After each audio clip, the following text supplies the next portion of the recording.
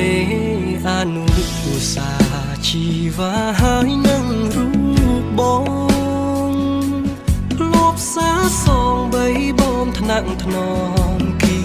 កើរត់លេងប្រឡែងមកឆ្នេរខ្សាច់វែងអនឡាយខ្យល់ផាត់រំភើយយើងធ្លាប់ឆ្លងឆ្លើយភាសាស្នេហាអីលើប្រែស្ងាត់មិនដេចបាត់មិនឃើញស្នេហ៍ស្នងសំលេងធ្លាប់សាច់កងរំពងក្រោមលំដងស្នេហ៍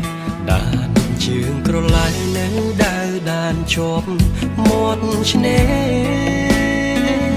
វងសត្វរុំពេលហងហារេរកនួនល្អជើងមេឃអើយមិនដេចឡាយនាងយកនាងពីខ្ញុំដឹងទេថាខ្ញុំក្រៀមក្រំរួរងទុកធំក្រំភ្នំសោកាអោ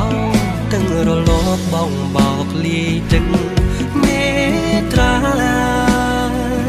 ហាក់សួរខ្ញុំថាថ្ងៃណាទៅនាងវិលមកជើងមេឃអើ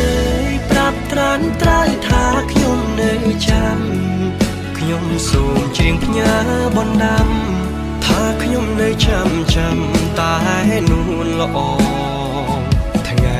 លិចបាត់ទៅសល់នៅភាពសោកសៅមកលិចទៅជួយប្រាប់នាងផងថាខ្ញុំរងចាំនាង